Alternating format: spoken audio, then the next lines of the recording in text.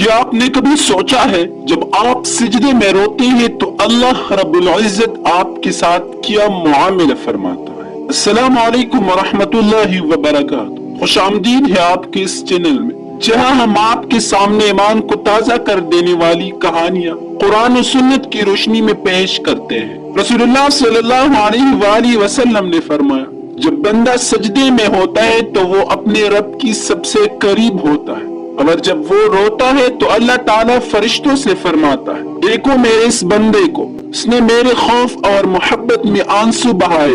ایسے بندے کی دعائیں رد نہیں کی جاتی، بلکہ اللہ تعالیٰ فرماتا ہے، میرے بندے کے آنسو قیامت کے دن آنکھ کی حرارت کو بجھا دیں گے۔ یاد رکھیں، دنیا کا کوئی آنسو ضائع نہیں جاتا اگر وہ اللہ کے لیے بہایا جائے۔